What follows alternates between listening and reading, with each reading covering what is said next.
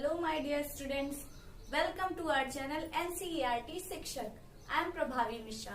पिछली क्लास में हमने क्लास 8 का chapter number 7 reaching the age of adolescence पढ़ा था। तो मैं आपसे यही कहूंगी कि अगर आपने अभी तक वो एक्सप्लेनेशन वाली वीडियो नहीं देखी है तो पहले जाकर उस वीडियो को देखिए, तो आज की क्लास आपको और भी अच्छे से समझ आएगी। ठीक है, और आज की क्लास में हम उसी चैप्टर के क्वेश्चन आंसर सॉल्व करेंगे। तो चलिए स्टार्ट करते हैं क्वेश्चन नंबर 1 से। Question number 1 is what is the chemical secretions of endocrine glands responsible for changes taking place in the body. Endocrine gland से ऐसे कौन से सिक्रीशंस या केमिकल सिक्रीट होते हैं जो बॉडी में चेंजेस के लिए रिस्पॉन्सिबल होते हैं? The answer is hormones. ठीक है, आप चाहे तो ऐसे वन वर्ड में भी आंसर लिख सकते हैं। आपको अगर कंप्लीट आंसर लिखना है तो आप ऐसे लिखेंगे, the chemical secretions of endocrine glands responsible for changes taking place in the body are hormones. ठीक है, आप यहाँ से आंसर उठा सकते हैं। Now question number 2 is define adolescence. आपको किशोरावस्था को डिफाइन करना है। ठीक है, मैं जब नोट्स लिखवा रही थी तब भी मैंने आपको लिखवाया था वहां पे, तो आपको वही आंसर लिख देना है। Answer is the period of life when the body undergoes physical, emotional, psychological changes and leads to reproductive maturity is called adolescence। ये लाइफ का वो फेज होता है जिसमें कई सारे फिजिकल, इमोशनल, साइकोलॉजिकल चेंजेस आते हैं और वो रिप्रोडक्टिव मेच्योरिटी की तरफ लीड करते हैं। ठीक है, और इसी पीरियड को एडोलसेंस कहते हैं। एडोलसेंस के दौरान रिप्रोडक्टिव मेच्योरिटी आती है। ठीक है, the period of adolescence is normally कब स्टार्ट होता है? लगभग 10 to 11 ईयर्स से। ठीक है, और कब तक चलता है? 18 to 19 ईयर्स ऑफ एज। अब हम देख लेते हैं question number 3, that is what is menstruation. Explain. Menstruation क्या होता है, आपको ये एक्सप्लेन करना है। अब हम इसका आंसर लिख लेते हैं। When the egg matured and released by ovary does not get fertilized, the released egg and the thickened lining of the uterus along with its blood vessels are shed off. This causes bleeding in women which is known as menstruation।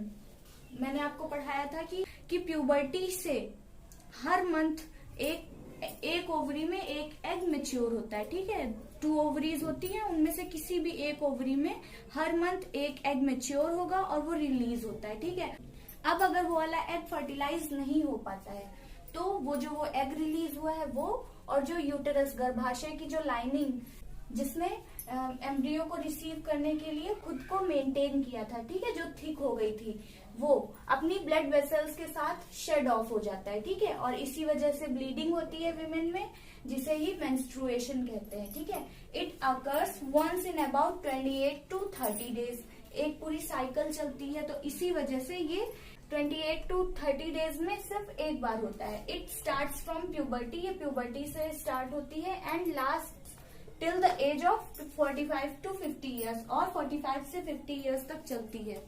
अगला question है, list changes in the body that takes place at puberty. Puberty के time body में क्या क्या changes आते हैं, आपको उन्हें लिखना है। ठीक है, अब देखिए मैंने आपको सारे के सारे चेंजेस समझाए थे। ठीक है, एक्सप्लेन किए थे और लिखवाए भी थे, और यहाँ पे भी मैंने बहुत सारे चेंजेस लिख दिए हैं।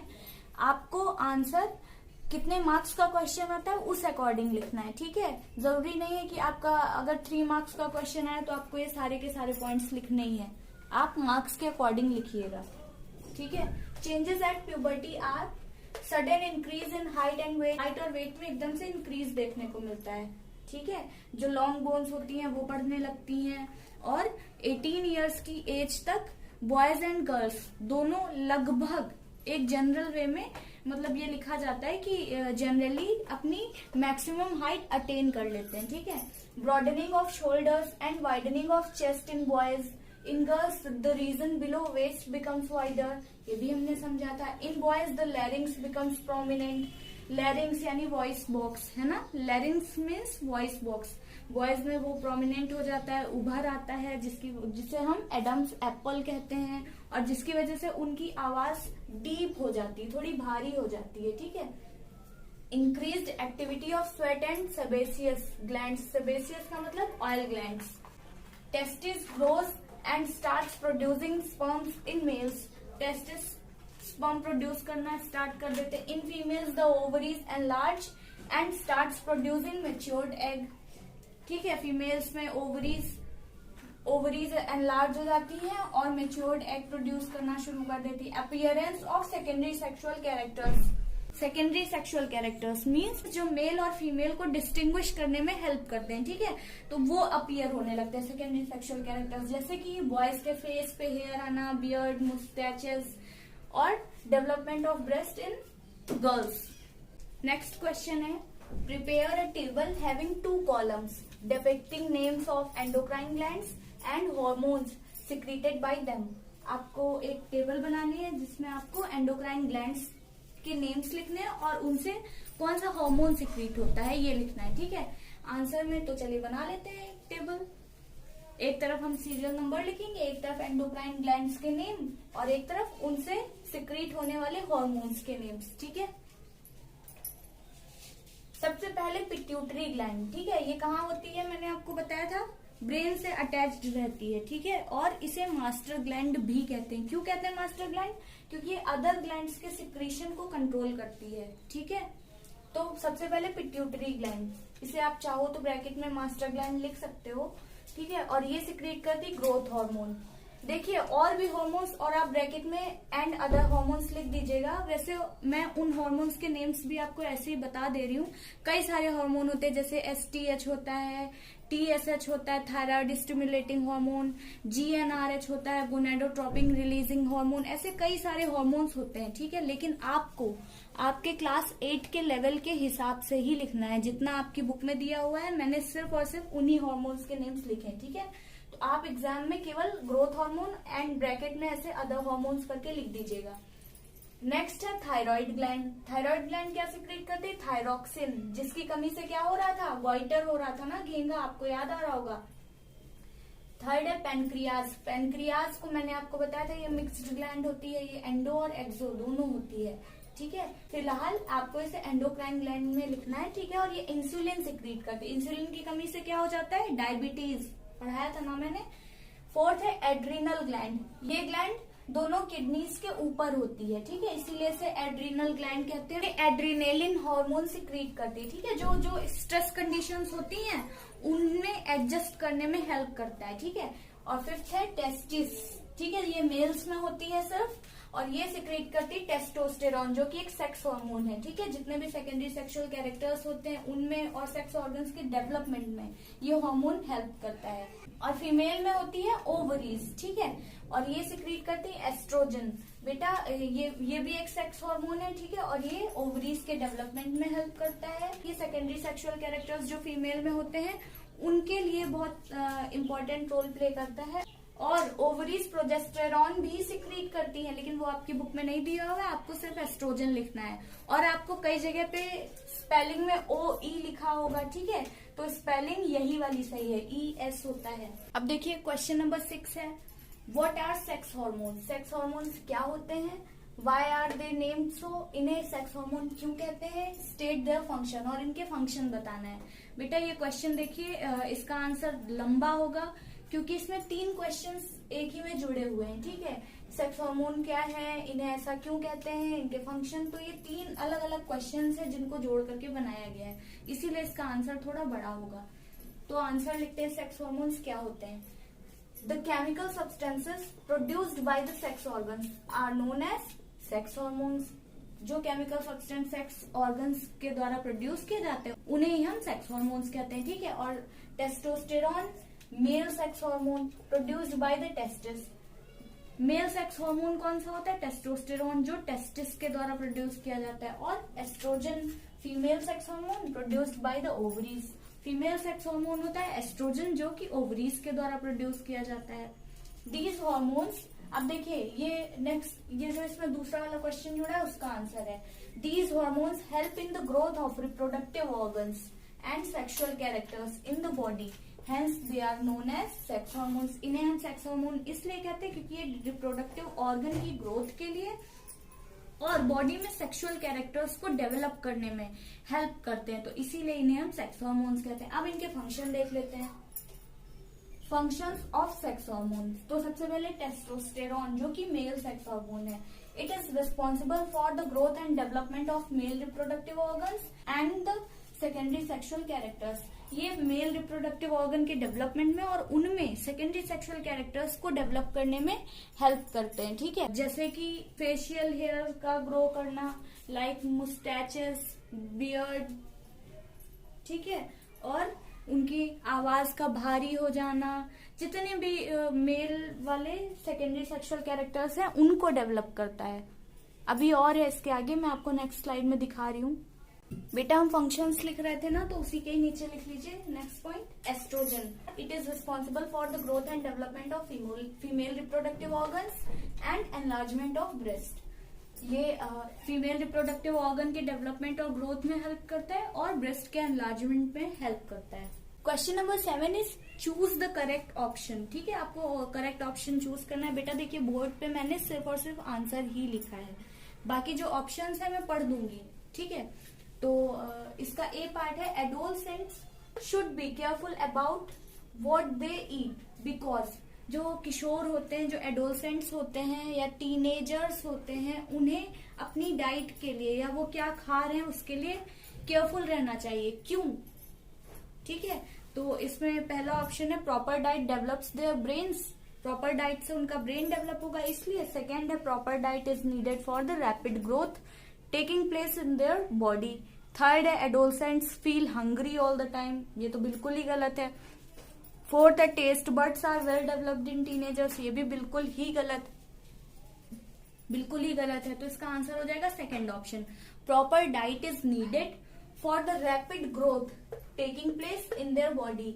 एडोलसेंट्स की बॉडी में ग्रोथ हो रही होती है ना, हर तरीके की ग्रोथ, तो फिजिकल भी ग्रोथ हो रही होती है, मेंटल भी डेवलपमेंट हो रहा होता है, तो उनकी प्रॉपर ग्रोथ हो, ठीक है। जैसे जो मसल्स हैं, जो बोन्स हैं, उन्हें प्रॉपर नरिशमेंट मिल सके, तो उसके लिए वो क्या खा रहे हैं उसके लिए बहुत केयरफुल रहना चाहिए, ठीक है। बी वाला है reproductive age in women starts when there, women में रिप्रोडक्टिव एज कब स्टार्ट होती है? फर्स्ट ऑप्शन है मेंस्ट्रुएशन स्टार्ट्स, जब मेंस्ट्रुएशन स्टार्ट हो जाता है। सेकेंड है ब्रेस्ट स्टार्ट्स डेवलपिंग। थर्ड है body weight increases, body weight increase होने से तो कोई मतलब ही नहीं है। फोर्थ है हाइट इंक्रीजेस, नहीं, ये सारे देखिए बॉडी वेट और हाइट और ब्रेस्ट डेवलपमेंट ये सब प्यूबर्टी में होते हैं चेंजेस, लेकिन रिप्रोडक्टिव एज तब स्टार्ट होती है जब गैमीट्स का डेवलपमेंट स्टार्ट हो जाता है और गैमीट्स रिलीज होना स्टार्ट हो जाते हैं, ठीक है। तो इसका सही ऑप्शन हो जाएगा फर्स्ट, मेंस्ट्रुएशन स्टार्ट्स, ठीक है। इसका सी वाला है the right meal for adolescents consist of. Adolescent के लिए राइट मील कौन सा होता है? फर्स्ट है चिप्स नूडल्स कोक्ड, ये तो बिल्कुल ही गलत है, मैंने बताया था। सेकेंड है चपाती दाल वेजिटेबल्स। थर्ड है राइस नूडल्स एंड बर्गर, इसमें भी देखिए फास्ट फूड आ गया है। फोर्थ है vegetable cutlets chips and lemon drink, इसका ऑप्शन सेकेंड सही हो जाएगा। चपाती दाल वेजिटेबल्स और भी चीजें जैसे फ्रूट्स हैं, नट्स हैं, ये सारी चीजें ऐड होती हैं इसमें। क्वेश्चन नंबर 8 में आपको राइट नोट्स ऑन, नोट लिखना है, ठीक है। उसका ए पार्ट है एडम्स एप्पल, एडम्स एप्पल पे आपको नोट लिखना है, ठीक है। मैंने आपको एडम्स एप्पल की पिक्चर दिखाई थी, ठीक है, एक्सप्लेनेशन वाली वीडियो में। आपने अगर नहीं देखी है तो वो वीडियो प्लीज जाकर देखिए, बहुत हेल्पफुल रहेगी आपके लिए, ठीक है। तो इसका आंसर है द प्रोट्रूडिंग। प्रोट्रूडिंग का मतलब होता है उभरा हुआ या बाहर निकला हुआ, ठीक है। The protruding part of the throat is called Adam's apple. जो बॉयज होते हैं उनमें जो थ्रोट का, जो गले का पार्ट होता है, वो बाहर की तरफ उभरा हुआ होता है, उसी को ही एडम्स एप्पल कहते हैं, ठीक है। It is the enlarged voice box और लैरिंग्स। ये क्या होता है एक्चुअली? ये लैरिंग्स यानी वॉइस बॉक्स होता है जो कि एनलार्ज हो जाता है, which gets enlarged and visible from outside at the onset of puberty. Puberty में जब चेंजेस होते हैं तो बॉयज में ये जो ये वॉइस बॉक्स होता है वो एनलार्ज हो जाता है, ठीक है। तो प्यूबर्टी के बाद से वो एनलार्ज होने की वजह से बाहर ही से दिखाई देने लगता है उभरा हुआ, इसी को ही हम एडम्स एप्पल कहते हैं। और ये क्या करता है? This makes the voice of boys hoarse. इसकी वजह से जो वॉइस की उस टाइम प्यूबर्टी के टाइम जो वॉइस होती है, जब ये वॉइस बॉक्स एनलार्ज हो जाता है तो उस टाइम पे कुछ हफ्तों के लिए या कुछ महीनों के लिए बॉयज की जो वॉइस होती है वो बहुत ही ज्यादा भारी सी, अजीब सी हो जाती है। बाद में वो ठीक हो जाती है, लेकिन ये लाइफ टाइम एडम्स एप्पल उभरा हुआ रहता है ना, ये दिखाई देता है। तो इसीलिए बॉयज की वॉइस जनरली गर्ल्स की अपेक्षा ज्यादा डीप होती है, ठीक है, भारी होती है, और गर्ल्स की वॉइस पतली होती है ना। क्वेश्चन नंबर 8 के बी पार्ट में आपको नोट लिखना है सेकेंडरी सेक्सुअल कैरेक्टर्स पर, ठीक है। सेकेंडरी सेक्सुअल कैरेक्टर्स अभी मैंने बताया था कि क्या होते हैं, ये मेल को फीमेल से डिस्टिंग्विश करने में हेल्प करते हैं, ठीक है। Answer is secondary sexual characters distinguish a male from female. They develop at puberty under the influence of sex hormones, और ये प्यूबर्टी के टाइम पे डेवलप होते हैं ये वाले कैरेक्टर्स, ठीक है। और किसकी वजह से डेवलप होते हैं? सेक्स हार्मोन्स के इन्फ्लुएंस में। मेल में सेक्स हार्मोन होता है टेस्टोस्टेरोन और फीमेल में होता है एस्ट्रोजन, ठीक है। अब हम कुछ सेकेंडरी सेक्सुअल कैरेक्टर्स लिख भी लेते हैं, जैसे SSC का मतलब है सेकेंडरी सेक्सुअल कैरेक्टर्स। बेटा ये मैंने शॉर्ट में लिख दिया है, आपको पूरा लिखना है, आप ऐसा नहीं लिखोगे, ठीक है। Secondary sexual characters in boys, facial hair as beard and moustaches develop. Boys में फेशियल हेयर्स ग्रो हो जाते हैं ना, voice becomes deeper, muscles develop and shoulders become broad. Muscles develop हो जाती है, शोल्डर्स ब्रॉड हो जाते हैं, ये बाइसेप्स वगैरह निकल आते हैं ना। और यहाँ पे भी SSC का मतलब secondary sexual characters in girls. Girls में क्या होता है, जैसे development of breast, broadening of the region below waist, ठीक है। आप इतना लिख दोगे तो सफिशियंट है। इसके C पार्ट में आपसे पूछा है sex determination in the unborn baby. जो भी बेबी होगा वो गर्ल होगा या बॉय होगा, ये कैसे डिटरमाइन करते हैं? तो answer is the sex of the unborn baby is determined by the presence of sex chromosomes that is contributed bye father. देखिए ये मैंने आपको बहुत ही अच्छे से एक्सप्लेनेशन वाली वीडियो में समझाया है, तो वही चीज हमें फिर से लिख लेनी है। जो अनबॉर्न बेबी का सेक्स है उसे डिटरमाइन करते हैं सेक्स क्रोमोसोम्स से, ठीक है। हमें पता है कि ह्यूमन बॉडी में कितने क्रोमोसोम्स होते हैं टोटल, मैंने आपको बताया था टोटल 23 पेयर क्रोमोसोम्स होते हैं, ठीक है। 23 पेयर्स का मतलब क्या हुआ, टोटल 46 क्रोमोसोम्स, ठीक है। और इन 23 पेयर्स में से 1 पेयर होता है सेक्स क्रोमोसोम हर एक ह्यूमन बीइंग में, ठीक है। 1 पेयर का मतलब क्या हो गया, 2 क्रोमोसोम्स जो होते हैं वो सेक्स क्रोमोसोम होते हैं। तो ये किसके सेक्स क्रोमोसोम पे डिपेंड करता है? फादर जो कंट्रीब्यूट करता है। मदर का सेक्स डिटर्मिनेशन में कोई रोल नहीं होता है, फादर का होता है। क्यों? क्योंकि मदर के पास तो दोनों क्रोमोसोम, ये जो ये 2 क्रोमोसोम है ये दोनों एक्स क्रोमोसोम ही होते हैं। फादर के पास एक एक्स होता है और एक वाई क्रोमोसोम होता है, ठीक है। तो बेबी मेल होगा या फीमेल होगा ये किस पर डिपेंड करता है? फादर के क्रोमोसोम पे, ठीक है। ये चीज याद रखनी है। An unfertilised egg always contains X chromosome. मैंने आपको अभी बताया कि जो अनफर्टिलाइज्ड एग होता है, यानी जो मदर में जो एग्स होते हैं उनमें एक्स क्रोमोसोम ही होता है। If sperm contributes X chromosome then the baby will be female. अगर जो फादर से जो स्पर्म आ रहा है वो अगर एक्स क्रोमोसोम कंटेन कर रहा है तो जो बेबी होगा वो फीमेल होगी। If sperm contributes Y chromosome then the baby will be male. और अगर जो स्पर्म है उसमें वाई क्रोमोसोम है तो जो बेबी होगा वो मेल होगा। तो चलिए अब इसी को ही हम बना करके देख लेते हैं। अब इधर देखिए ये है फादर, ठीक है। मेल के लिए ये वाला साइन होता है, मैंने बना दिया है। और ये है मदर, ठीक है। मैंने क्या बताया था अभी, मदर के पास जो सेक्स 1 पेयर सेक्स क्रोमोसोम होता है यानी 2 सेक्स क्रोमोसोम होते हैं, ठीक है। मदर के पास हमेशा XX होता है, दोनों ही, ठीक है। और फादर के पास एक X होता है और एक Y होता है। क्रोमोसोम कहाँ होते हैं, मैंने आपको पढ़ाया था ना, जो सेल होती है सेल के न्यूक्लियस के अंदर क्रोमोसोम होते हैं, ठीक है। और ये जेनेटिक मटेरियल होते हैं। अब देखिए, अब जब गैमीट्स बनेंगे, गैमीट्स का मतलब फादर में जो स्पर्म्स बनेंगे वो, और जो मदर में ओवा या जो एक्स बनेंगे वो, ठीक है। फादर का जो एक स्पर्म होगा उसमें एक एक्स चला जाएगा और दूसरा जो स्पर्म होगा उसमें एक वाई चला जाएगा, ठीक है। और फीमेल में जब गैमीट्स बनेंगे तो फीमेल के पास तो एक्स ही है, तो ये एक एग हो गया और ये एक दूसरा एग हो गया। अब देखिए, जब ये वाला स्पर्म इस वाले एग को फर्टिलाइज करेगा, ठीक है, ये चाहे इस वाले एग को फर्टिलाइज करे चाहे इस वाले एग को, इसके पास क्या है, इसके पास एक्स है ना, और एग तो ऑलरेडी एक्स है, तो ये वाला एक्स और ये वाला एक्स मिलकर के जो अब जो चाइल्ड बनेगा वो होगी फीमेल, ठीक है, गर्ल चाइल्ड होगी। अब देखिए ये जो ये वाई क्रोमोसोम है इसके पास, अगर ये वाला स्पर्म इस एग को फर्टिलाइज करेगा तो क्या हो जाएगा, ये एक्स और एक ये वाई, ये दोनों मिलकर के मेल बनाएंगे। अब जो चाइल्ड होगा वो होगा मेल, ठीक है। इस वाले एग को अगर ये वाला एक्स वाला स्पर्म फर्टिलाइज कर रहा है, वो वाला स्पर्म जिसके पास एक्स क्रोमोसोम है, तो जो चाइल्ड होगा वो होगी फीमेल, ठीक है, गर्ल चाइल्ड होगी। और अगर इस वाले एग को वाई क्रोमोसोम वाला स्पर्म फर्टिलाइज कर रहा है तो जो चाइल्ड होगा वो क्या होगा, वो मेल होगा, ठीक है। और सेम चीज इधर भी है, अगर ये वाला इसी तरीके से आप चाहो तो इधर बना सकते हो, अगर ये वाला स्पर्म इस वाले एग को फर्टिलाइज करेगा तो क्या बनेगा, तो गर्ल चाइल्ड होगी। और ये जिसमें वाई क्रोमोसोम है ये वाला अगर इस वाले एग को फर्टिलाइज करेगा तो एक्स वाई किस में होता है, वो बॉयज में होता है ना, वो मेल में होता है, तो जो चाइल्ड होगा वो होगा मेल। तो देखिए 50-50% चांसेस होते हैं, 50% चांसेस होते हैं कि जो बेबी है वो फीमेल होगी और 50% चांसेस होते हैं कि जो बेबी है वो मेल होगा। और ये सेक्स डिटर्मिनेशन किस पे डिपेंड कर रहा है, ये फादर के द्वारा कंट्रीब्यूटेड क्रोमोसोम पे डिपेंड करता है, ठीक है। देखिए क्वेश्चन नंबर 9 में ये वर्ड पजल है, इसे आपको फिल करना है। तो सबसे पहले अक्रॉस देख लेते हैं, ठीक है। अक्रॉस में नंबर 3 पे है protruding voice box in boys. Boys में जो वॉइस बॉक्स बाहर की तरफ उभर आता है थ्रोट में, उसे क्या कहते हैं। देखिए यहाँ पे 3 पे मैंने लिखा है एडम्स एप्पल, ठीक है, आप फिल कर लीजिएगा, ये अक्रॉस वाला है। नंबर 4 पे है ग्लैंड्स विदाउट डक्ट्स। डक्ट्स के बिना या डक्टलेस ग्लैंड्स को क्या कहते हैं, डक्टलेस ग्लैंड को एंडोक्राइन ग्लैंड कहते हैं, ठीक है। तो मैंने नंबर 4 पे एंडोक्राइन लिखा। नंबर 7 है endocrine gland attached to brain.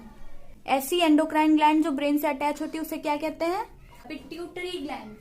अब देखिए नंबर 8 पे secretion of endocrine glands. Endocrine gland यानी डक्टलेस ग्लैंड्स के सिक्रीशन को क्या कहते हैं, नंबर 8 पे मैंने लिखा हुआ है हार्मोन। नंबर 9 पे पैनक्रियाटिक हार्मोन। पैनक्रियास से निकलने वाले हार्मोन को क्या कहते हैं, इंसुलिन। अब देखिए नंबर 10 पे female hormone. Female sex hormone को क्या कहते हैं, एस्ट्रोजन। अब हम डाउन वाला देख लेते हैं। डाउन में नंबर 1 पे है मेल हार्मोन, ठीक है। मेल सेक्स हार्मोन को क्या कहते हैं, टेस्टोस्टेरॉन। Number 2 secretes thyroxine. आप वर्ड पजल में फिल कर लीजिएगा। सेकेंड पे thyroid. Thyroid gland thyroxine produce करती है। Number 3 another term for teenage. Teenage यानी किशोरावस्था को और क्या कहते हैं, किशोरावस्था को एडोलसेंस भी कहते हैं, टीनेज या फिर एडोलसेंस। मैंने आपको ये भी बताया था कि टीनेज क्यों कहते हैं एडोलसेंस को, ठीक है। नंबर 5 पे है hormone reaches here through blood stream. Blood stream के थ्रू हार्मोन कहाँ पहुंचा दिए जाते हैं, जिस भी ऑर्गन या सेल पर उसे रिएक्ट करना होता है, ठीक है, और उसे क्या कहते हैं, टारगेट साइट, ठीक है। जहां भी उसे रिएक्ट करना होता है उसे कहते हैं टारगेट साइट। नंबर 6 पे वॉइस बॉक्स। वॉइस बॉक्स को लैरिंग्स कहते हैं, ठीक है, लैरिंग्स। नंबर 7 पे term for changes at adolescence. Adolescence यानी किशोरावस्था में जो भी चेंजेस आते हैं उनके लिए टर्म यूज किया जाता है, उसे क्या कहते हैं, प्यूबर्टी, ठीक है। प्यूबर्टी एक्चुअली प्यूबर्टी का मतलब होता है रिप्रोडक्टिव मैच्योरिटी, ठीक है। रिप्रोडक्टिव मैच्योरिटी आने के लिए जो भी चेंजेस होते हैं उन सारे चेंजेस को ही प्यूबर्टी कह देते हैं, ठीक है। और जिस एज में वो चेंजेस होते हैं उसे प्यूबर्टी एज कह देते हैं। तो इसी के साथ इस चैप्टर की एक्सरसाइज कंप्लीट होती है और आई होप कि आपको सारे क्वेश्चंस के आंसर्स बहुत ही अच्छे से समझ आ गए होंगे। आपको अब भी अगर कोई डाउट है, कोई क्वेश्चन का आंसर नहीं समझ आया है तो आप मुझे कमेंट करिएगा। और अगर आपको ये वीडियो पसंद आई हो तो प्लीज वीडियो को लाइक कीजिए, चैनल को सब्सक्राइब कीजिए एंड अपने फ्रेंड्स के साथ शेयर कीजिए। Thank you.